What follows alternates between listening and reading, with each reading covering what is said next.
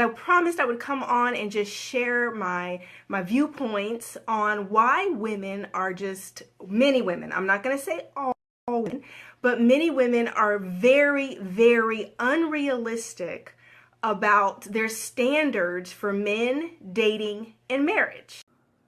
Hello everybody, welcome back to the Matthew and Carlene channel. Today we are covering feminists convincing matchmakers to quit. Let's get into it. So I'm going to give my opinion on this, and now listen girls, I'm about to be very raw, I'm about to be very real, I'm about to just shoot it to you as just straight as I can because I'm hoping that this helps somebody. Because as you girls know, I'm a matchmaker, and for a large part of the end of last year and beginning of this year, I stopped matchmaking. And the reason I stopped matchmaking is because I literally was I can't handle female clients. I was a matchmaker that matched females, and I had a few male clients, but predominantly I was matching women. And listen, it was such a valuable lesson for me because what I learned is that the average woman doesn't really want just a good man. She doesn't want a husband. What she's really wanting are these standards or ideas that she has of what a man is supposed to be. But this is nothing what men are. This is not realistic for who men are, how they think, what they value. It's just this preconceived. Yeah, I'm gonna have to agree with what this matchmaker is saying. Sorry for the blipping, guys. Yeah, this video that this matchmaker made had a few glitches. We're working through that. But yeah, I'm going to have to agree. Because, I'll be honest with you. There used to be a time where the difference between men and women was common knowledge. Nowadays, here in the West, as a direct result of the feminist movement, not so much. Really not so much. Let's get back into it. Idea that women have of who men should be. But this is not reality, okay? So literally, the standards here that I see consistently in women that stay single, do not get married, and the difference between women and wives is understanding, one, that men are not women. He's not going to be your best friend like your best girlfriend. You can't talk to him like that. They don't talk like that. They don't talk that much. They're not so sensitive and girly the way we are as women. So if you're expecting a man to be all super sensitive and so considerate and just so everything like your girlfriends, you're barking up the wrong tree. He's going to hurt your feelings all the time, or else you're going to feel like he doesn't communicate because you're holding these standards like he's a girl. I'm sorry. Leave that to your gay guy friends, or leave that to your bestie guys that talk kind of like girls. Your man that you're going to marry is not going to be like that, right? The second standard is this. You're comparing good men to, I can't say this, F-boys. I'm just going to say it. You're comparing good men to the men that you've experienced previously who were not ready to be husbands, that you were just dating, messing around with.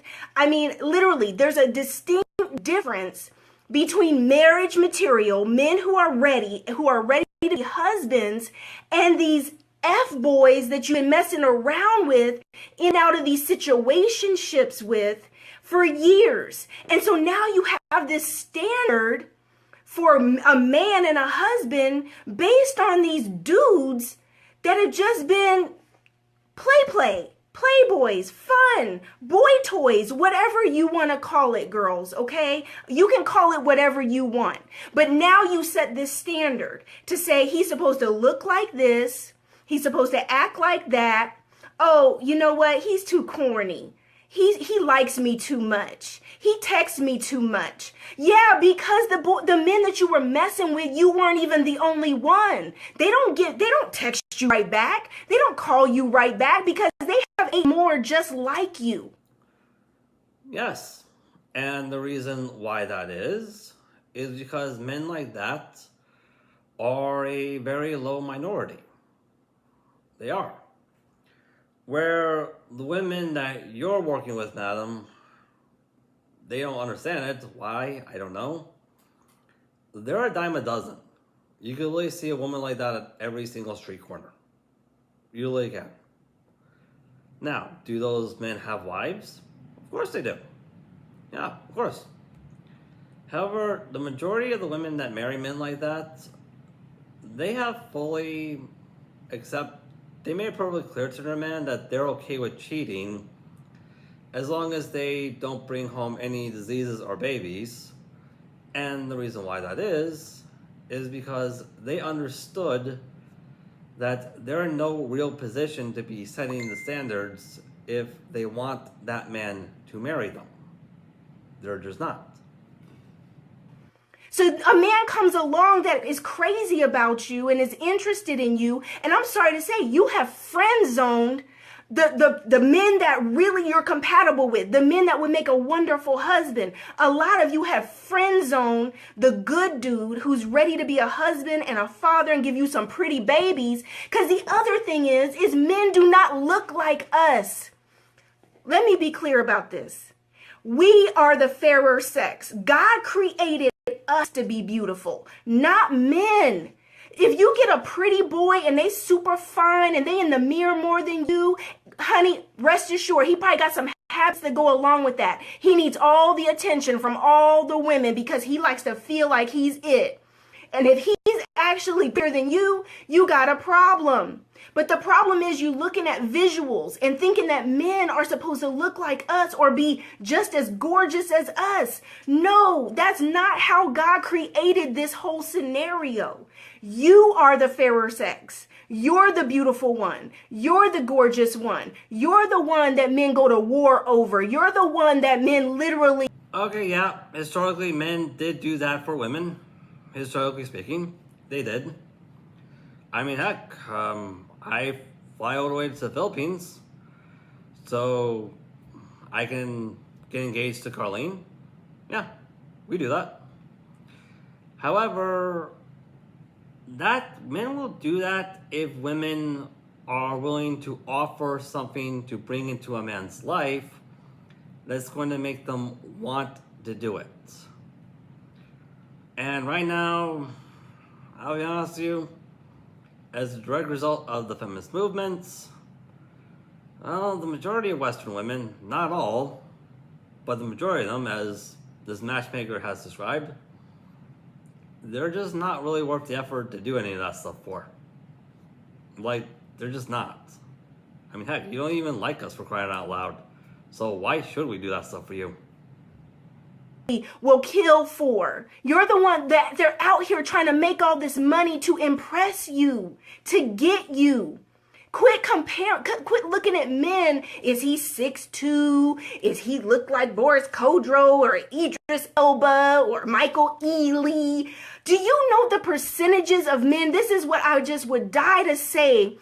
Yeah, and not only do I completely agree with you, madam, like I agree with you 100%, but also, if you're a full-grown adult woman who is spending, well, is willing to spend thousands of dollars on a professional matchmaker like yourself instead of a couple of bucks on a dating app, at the very least, you should have enough self-awareness to realize that those high standards are most likely the exact reason why you're in this situation in the first place. You really should be fully self-aware of that. But apparently not. Weird, huh? To my matchmaking clients and the people that would come in for consultations because they want to be matched. And they're coming to me. I'm sitting here just being a good woman. So I'm thinking these women just want to be married.